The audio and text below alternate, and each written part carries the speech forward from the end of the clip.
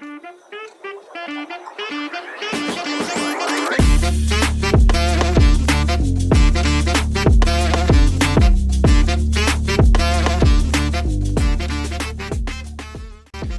to Move, Elevate, Thrive, a podcast sponsored by the Pilates Center of Austin. We're here to unveil the superpower you didn't know you have. Hello, welcome to part 2 of What the Fascia is Going On. I'm Jacob Apodaca, and this is Marcos Apodaca. We're here today to discuss what is the fascia. I know we kind of discussed it a little bit in our last episode, episode 2. But today we really want to dive deep and just dig deeper and deeper into what really is the fascia, how it affects your daily lives, everything. This article is brought to you by study.com, and it is labeled, What is the fascia? So fascia is a type of connective tissue that covers and connects all internal parts of the body. It connects muscles, internal organs, tendons, ligaments, and skin. It is primarily made of collagen, a tightly coiled protein that creates elastic and slippery fascial tissue.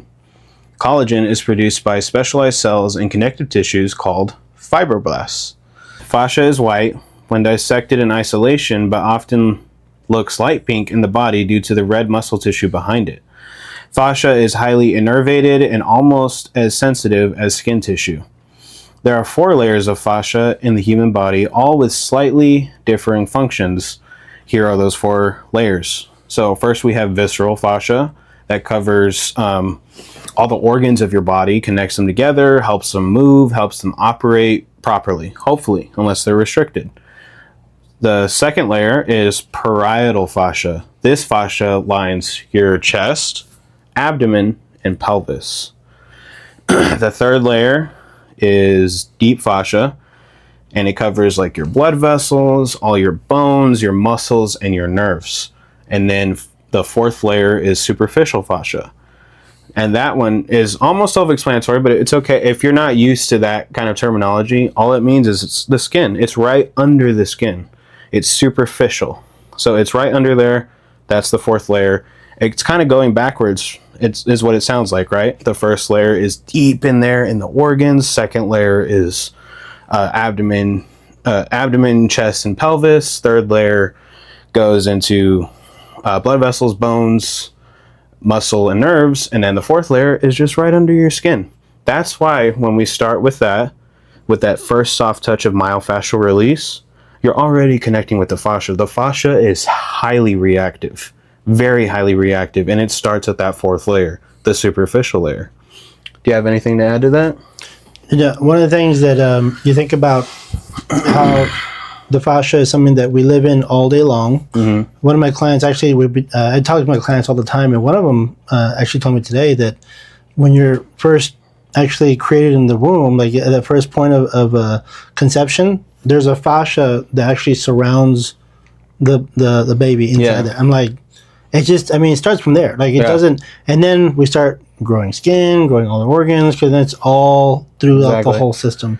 And so for me, it's just mind blowing, because when we realize how deep this goes as far as like the collagen tissue, we know collagen tissue is so important for our strength, for our ability to move throughout the day.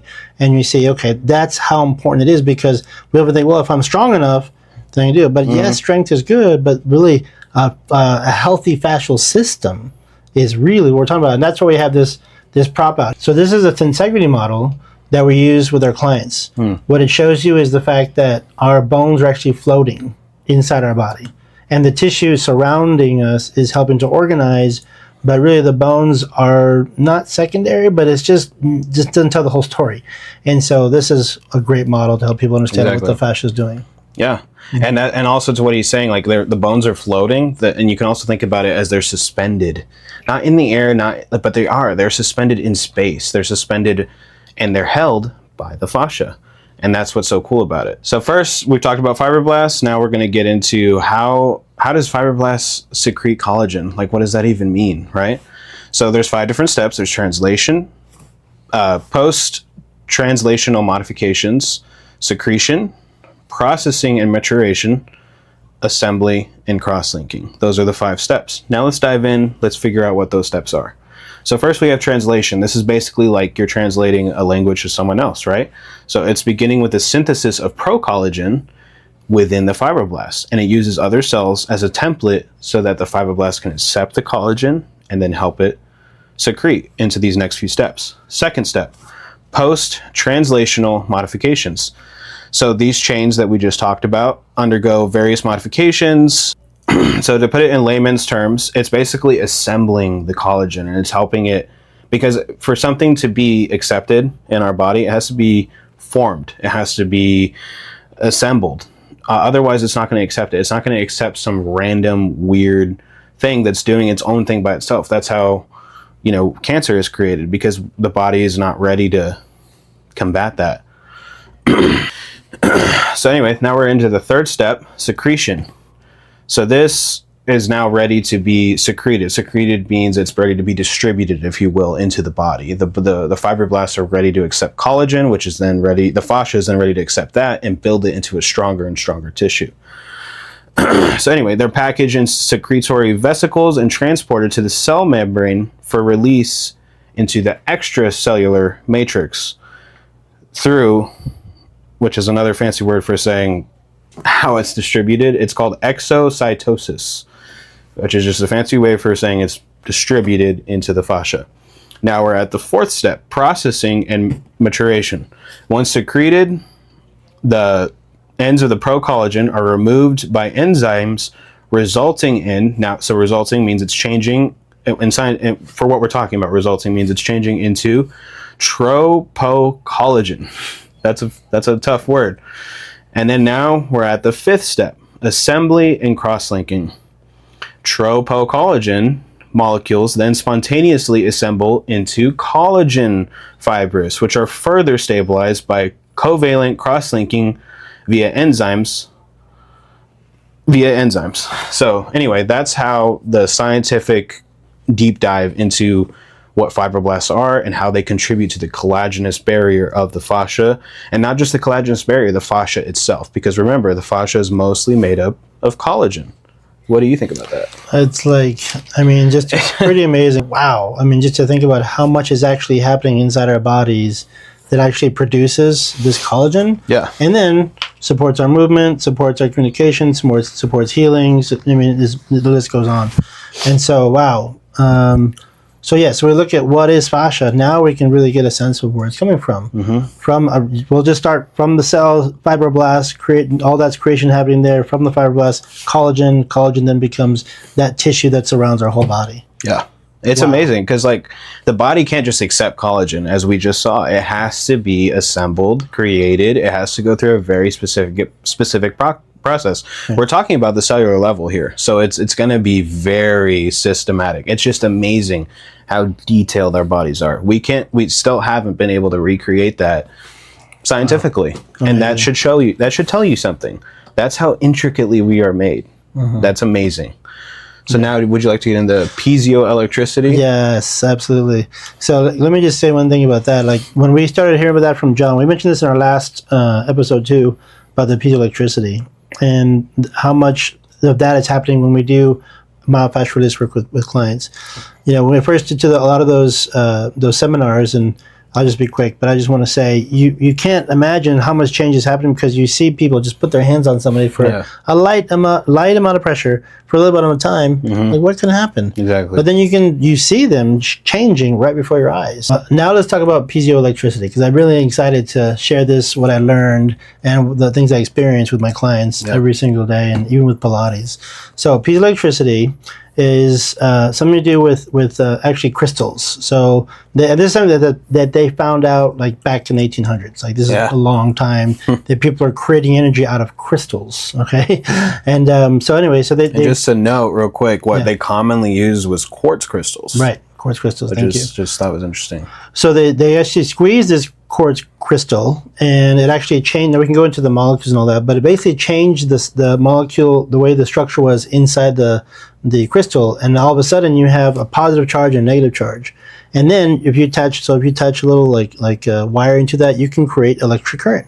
It's just as simple as that. That's crazy. And so, now we know from our own cellular matrix and the tissue that we have that surrounds us is that we are not just water, we're actually crystals. And so by going into, again, MFR work, we've even seen studies where, like, I'm even really curious to see, but I think we can definitely see how weight work, doing things to build muscle, even people who sit for a long time, because that's a lot of weight too, that's going to affect the tissue because pressure is being applied, and so you're creating shifts. Right. And so the piezoelectricity happens inside our body, and all of a sudden you're allowing for processes like healing, communication, structural re-engineering. I mean, it's a whole matrix of things that's happening because of that squeezing and that pushing that happens, whether it's by touch or by sitting or by weight work. You're actually in that process every day, all day long. Yeah. But specifically with MFR work, we can go in there and help break up tissue, break up collagen that's just like in the way, scar tissue, or from injuries or surgeries, and then help repair and redesign how your body moves. Yeah. Yeah. And like in relation to what he was talking about for weightlifting, so we have osteoblasts and osteoclasts. I'm not going to get into the full cellular matrix of what that all means, but basically osteoblasts are what help build up the bone and all the tissue surrounding the bone. If you've ever seen a bone, you know, just like in an anatomy picture, or like, you know, just like a little bony thing, like man, you'll see these little bony protrusions from the bone. That's where your muscle and tissue connects. So piezoelectricity in combination with weightlifting. So movement is all that is really technically required for piezoelectricity. And that's why MFR is so easy, because once you put your hand there and you're applying that little bit of pressure, you're already starting that piezoelectric process. So with weightlifting, people's osteoblasts are going to be built up more because we're doing movement. If you're doing like a bicep curl, you're working that, you know, you're working the brachialis, you're working all of these bicep tendons here, which is then working the bony matrix within here, which then connects to the osteoblasts, which then helps build them up. Now, what he was saying about someone who sits for a long time or someone who's more sedentary, the osteoclasts are going to start to build up. Osteoclasts are still necessary within our body. That's why we have them. It helps when you have an injury. It helps destroy broken tissue to make room for the osteoblasts to bring in the new tissue. So that's what's happening when you're weightlifting. You're allowing the osteoblasts more you're giving it more electricity, more energy, more feeding, and as long as your nutrition is on point, you're helping it even more in your recovery phase. And that helps you get stronger and stronger and stronger. And that's why sedentary people have a buildup of the osteoclast, which then breaks down tissue, also known as atrophy, which atrophy is just the breakdown of your muscle due to sedentary lifestyle. Anything to add to that? No, you can talk, because I mean, it's amazing, like, just to think about how much movement is healing. We often tell people motion is lotion. You know, by creating motion, you're helping your body create movement, create circulation, create blood flow. Right. But you're also helping your bones grow. You're helping your. That's why people who often have like arthritis, osteoporosis, osteopenia, but even osteoporosis, which is the bigger version, they can change that. Yeah. And I have a lot of clients who will do just the reformer work that we do in Pilates, and you can actually add bone and go from osteoporosis to osteopenia to just regular bone health. Exactly. Because it allows the osteoblasts to build up, and it helps the fascia realize, no, we need these osteoblasts. But it's also not telling it what to do. It's helping it remember, hey, I created this space for you, hopefully, and then the fascia will respond positively, allowing the body to build up what it needs to prolong or promote a healthier lifestyle and a stronger body. Right. And I think we really got into like what is the fascia and what it's doing now and how we can create some healthy movement from it. By the way, we did put out a movement video. If you go to our Pilates Center of Boston YouTube channel, there's a whole like 15-20 minute video on creating healthy fascial body. Check it out. And you can do this at home, so make sure you look it up.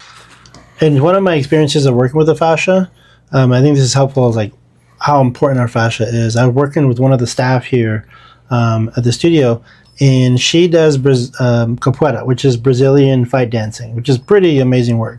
Anyway, she twisted her ankle pretty badly, and so she was very stiff, didn't really move it a lot very well. So all I did was just help move like what's called the outside of the lateral side of her ankle, the peroneal side, and help release the tissue there. And she was saying it felt like she was gonna like twist her ankle. It was gonna break. Yeah. But once I released it and just opened it up, her ankle could move better. She could ground it better, and then it took a little bit, but then eventually she's fine now. Yeah. It was pretty amazing. That's awesome. Yeah. And that's why you too, like, even though like we're using fancy words, like you said, how do you say it? Peroneal. Peroneal, right? It doesn't mean you can still do this at home, you know? Like the fascia, MFR is not supposed to be painful. It's not, will be a slight tearing sensation, but that usually is just the skin spreading apart as you work. But anyway, we'll get into that later. But also in like my experience, I was helping my sister-in-law the other day who is 38 weeks pregnant, I believe. And she's been having this problem with her right hip for so long. And once I had her on the table and was able to assess the length of both of her legs, I don't know if you can see this, but it was about an inch off on her right side. Wow, that's crazy. And it's crazy. And she had just been to her chiropractor 2 weeks before. Wow. And so anyway, with simple, different myofascial techniques, was able to make it even and get it from that 1 inch deficit to now a neutral position. And that was just amazing. And afterwards, you know, worked on her sacrum, worked on all that just to help really release that side of the hip. She was even complaining of some fasciitis, which is just inflammation of your fascia, but she was feeling it in her foot. Anytime you hear the word itis, it usually means inflammation, and then the words precluding that usually describe where it's located. But anyway, with simple work and simple, just little techniques, we were able to get her to feel straightened out in her hips. She felt neutral. She was able to walk. That's great. And the pain of the fasciitis did return a little bit, but only with excessive walking, standing on her feet, which is going to happen when you're 38 weeks pregnant. Right. You know, it's going to happen that you're going to feel all these aches and pains because the body's literally having to compensate for another human inside of you. Yeah.